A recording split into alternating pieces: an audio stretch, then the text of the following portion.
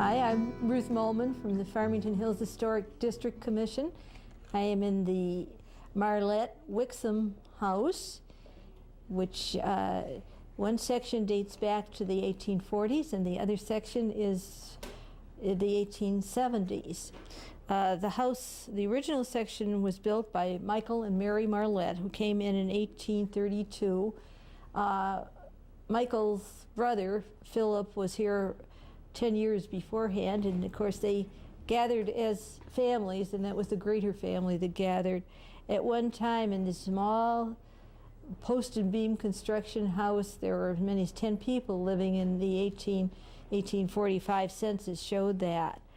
The Marletts probably did just general farming, and the house was sold to Charles Wixom, who was the son of Benjamin Wixom and the grandson of Robert Wixom Sr., who were the famous Wixom family of Farmington. From the Wixom family, you get Dr. Wixom, who was one of the early doctors out here, and then Robert Wixom, who operated a very popular inn along Grand River.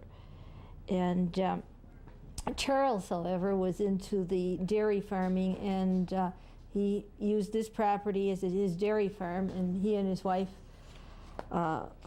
Eliza, built the front section of this house, which we think of as is actually the house that we see from 12 Mile Road, the house that Charles Wixom built. Charles Wixom, in turn, sold his house to Samuel Lamb from the Lamb family. Phoebe, Samuel's wife, was a Wixom, so there might have been some property dealing in this situation. And they farmed the land. Samuel was the son of Caleb Lamb, who was one of the early missionaries, the early Baptist missionary to this area. And then it went down to the bachelors, and then along came the Great Depression, and the house was used as a boarding house in order to save the property. We're very lucky we didn't lose the entire house at that period. It was eventually became the home of Dr. Swift and his wife, who purchased the house with the land in 1940, and they sold off a portion of the land for a golf course. And that was the end of the farming on the property.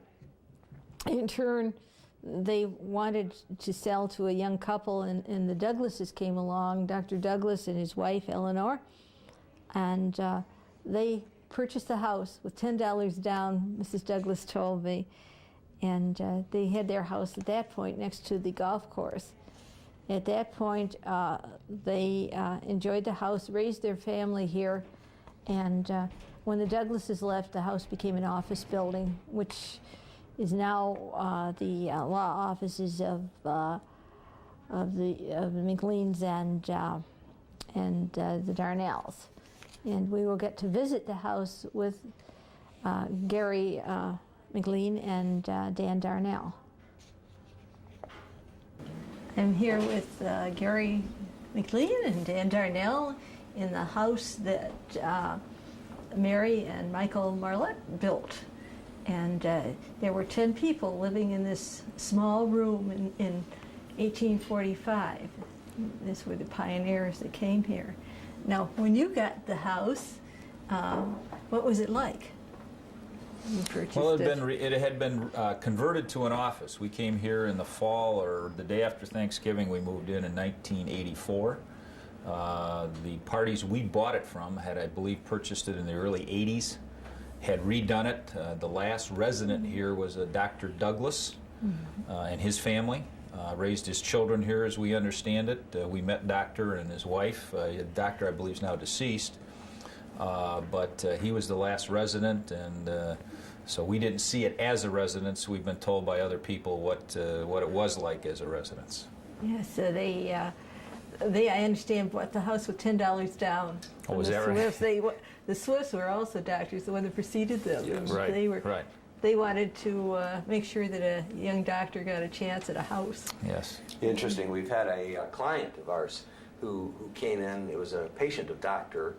Swift's, who was down in the Fisher building, and he was a handyman, so he would come out to work on the house, and he remembers Dr. Swift's dogs running the porch out there, and he said the interior of the house is much like it had been for those now almost 60 years.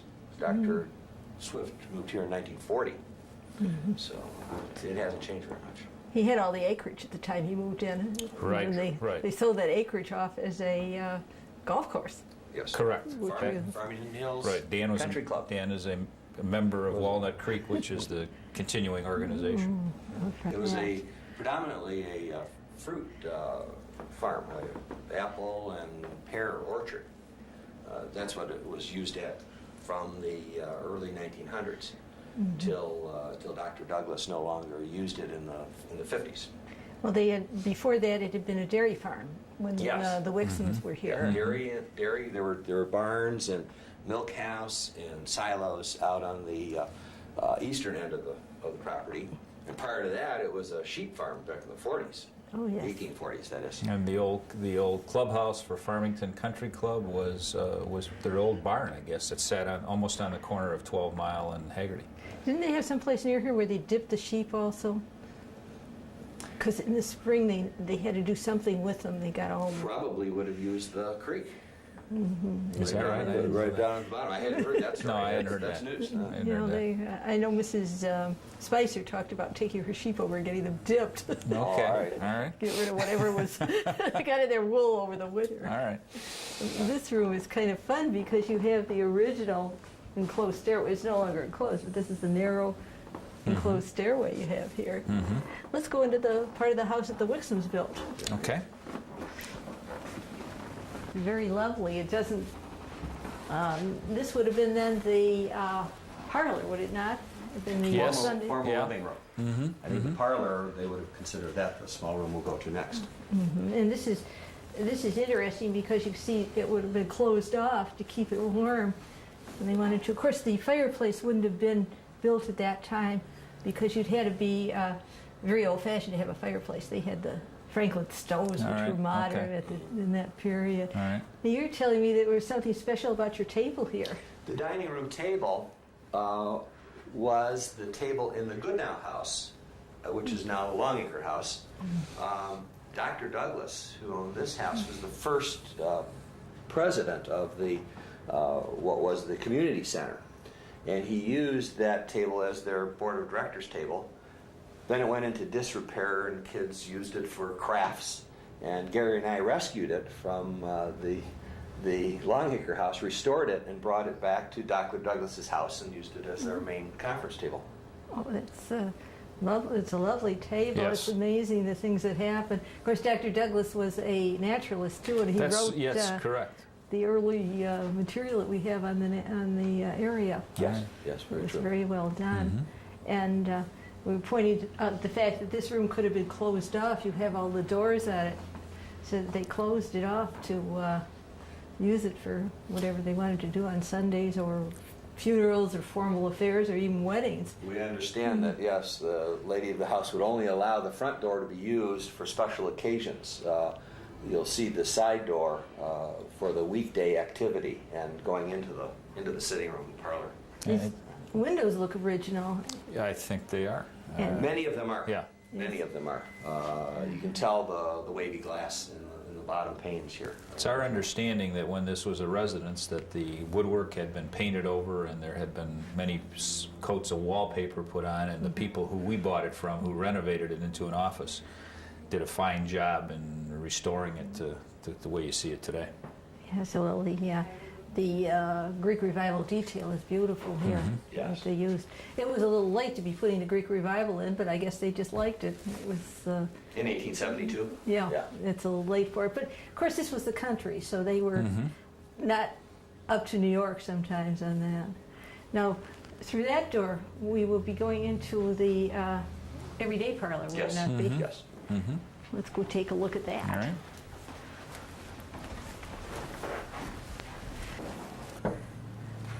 Go ahead. Well, here we go into the everyday parlor.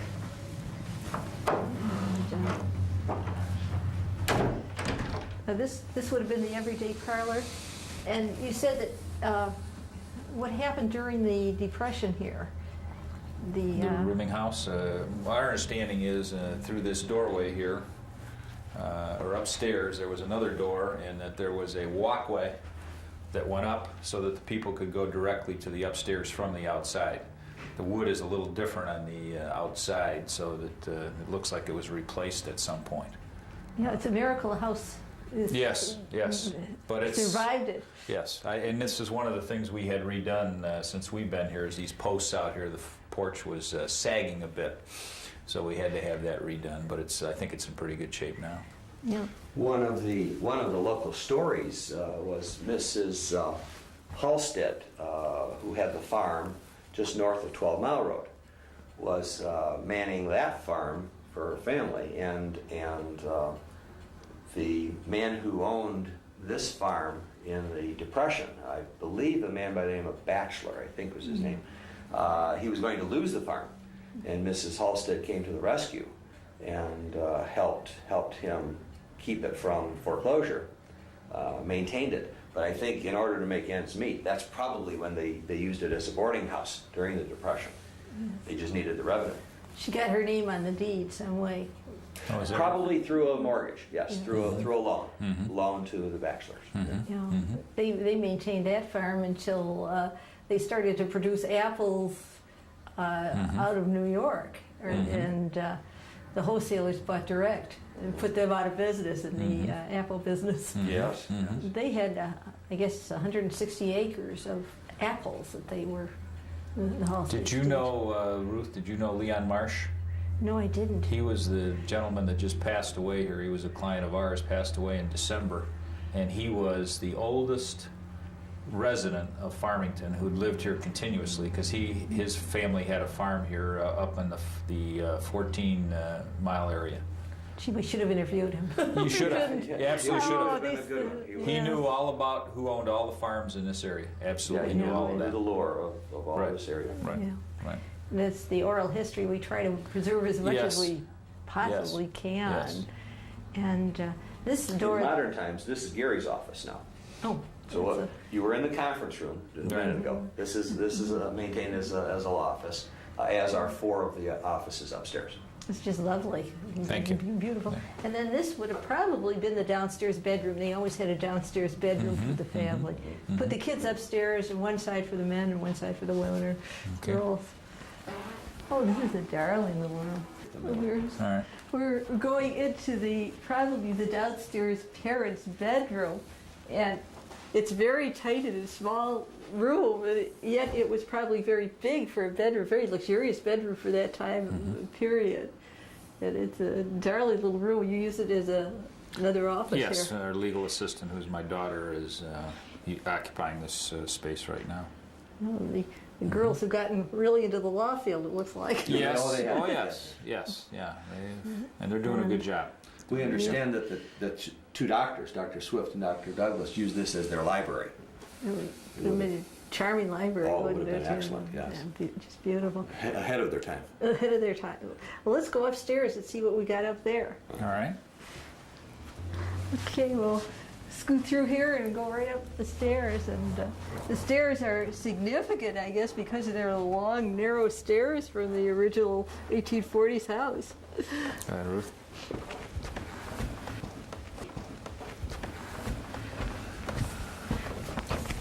You're going to shut it down. We'll take a look at the absolute oldest section of the house.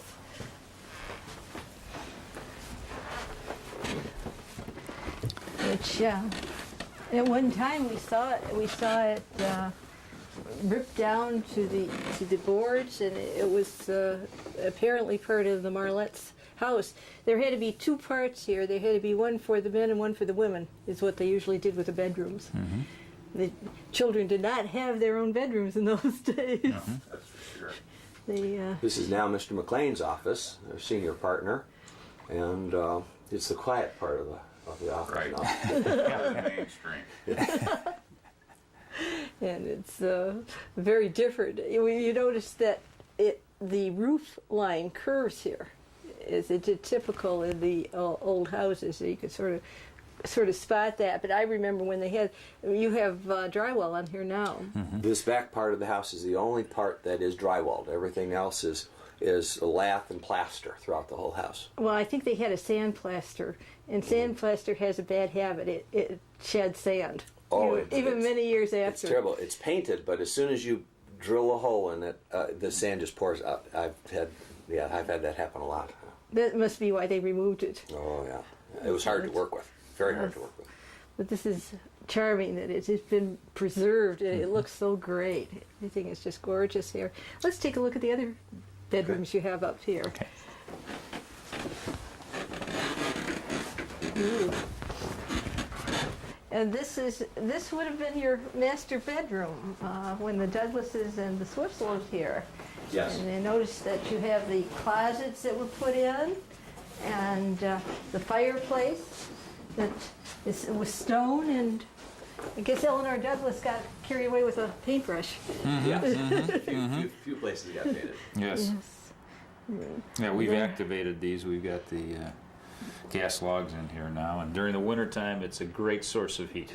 So, I'm wondering when they put the fireplaces in.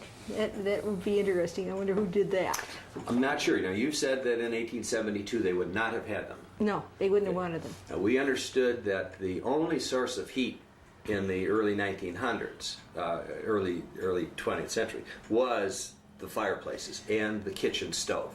That was the only place they had heat. It probably was where the stovepipes came through, but I wouldn't know exactly where. Yeah. It was second guessing. This is kind of fun. You don't know it. But they certainly made a charming room out of this one. It's gorgeous. Yes, this is very comfortable. And one of the compliments we get from our clients is coming to an office like this is like going to a home, and it's just so comfortable, so different from the asphalt steel jungle that they tend to go to. That this is nice. It's very comfortable and very beautiful, and the preservation.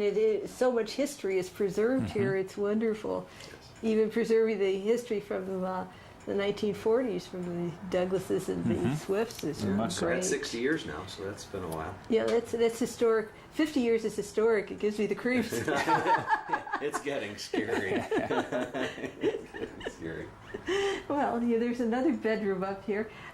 Do we want to show people? We'll have to show them this lovely. That was the vanity. Vanity and closets that they added. I guess in the 70s, the 1870s, they didn't have that many clothes, so they didn't worry about. They didn't worry too much about closets. Yeah. Well, even when you had your own sheep, it was expensive to do clothing. Oh. So that's why they didn't have too much, I guess. You'd appreciate this. There's a cash journal I found regarding the shoemaker in town. He was where the Farmington shoe repairs. This is an 1877 journal, 5 years after the home was built here. And a lot of the names of the people, Powers and a few other people, are in here. Mr. Palmer Sherman, Yes. who built the community center, and he's now is this cents that he's yes it must be Dollars and cents. Yes, and these are shoe repairs. They're all in cents. Yes, yes, they are. Yeah, they do a whole soling for 25 cents. Oh. A whole soling of shoes. Oh yes, we don't fix them anymore. No, not very often. Not for 25 cents. No, we sure that's don't. for sure. Let's go look at the other bedroom too. All right.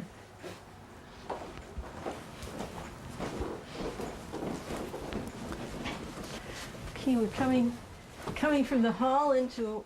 You said it was an entire household in this room. Mr. Darnell, you were telling me about this room as a special room. From what I understand, and from the outside, a doorway was cut in here with an exterior staircase coming up. And while it was the boarding house in the Depression, a family would have lived on this side of the house, used the bathroom down the hall, and I believe there was someone in the master bedroom on the other side. So they would have had their own entrance off this hallway, and then someone would have leased the downstairs also. So they'd had an entrance here, an entrance downstairs, and probably at least 3 families being able to live here. Well, I'm glad they saved it.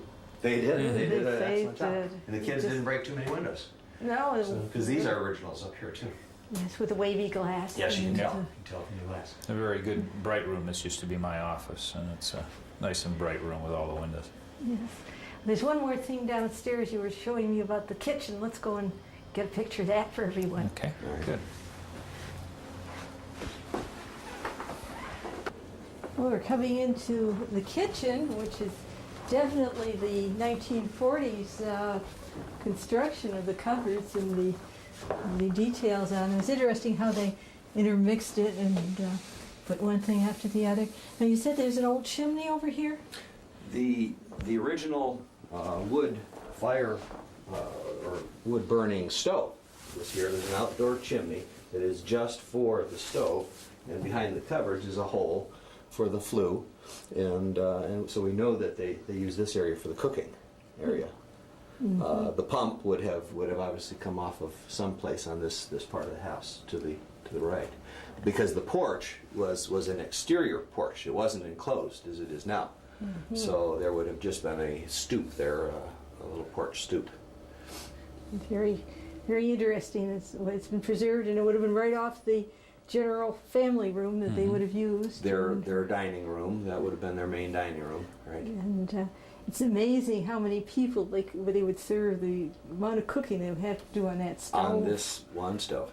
Yes, to serve all these people. You were going to show us this very special door that you had. Okay, this is the door to the stairway that goes down to the old Michigan basement, and apparently they had to find this door when they redid the building to close it off and serve as somewhat of a fire door for the fire authorities.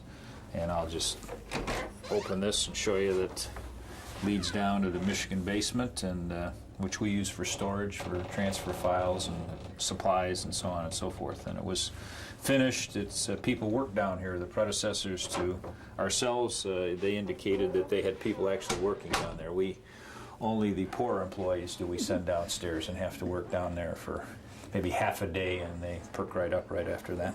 Yeah, it looks kind of creepy down there. Well, it could be. It's a little low down there. It's a little low. Well, that was really for vegetables, not for people. Well, I'm sure it was. I've been in some old places, Mr. Marsh's old place, where they kept apples up on 14 Mile Road, and yes, they used it for a lot of different things. You store that. Now, there's something else I'd like to have you show me is the hardware on the doors leading to the family room. I think that was beautiful. Be happy to do so. Okay, let's go take a look at that. And now you were going to show me the special hinges that we have here. The best we can tell is these are all original hinges, very large compared to today's construction, and we have about half of the doors in the downstairs that still maintain those.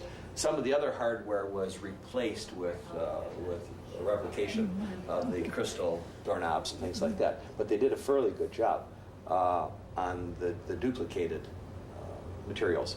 A few of these, though, we understand are the original hardware from the 1930s and earlier. But these, we believe, are from the 1870s.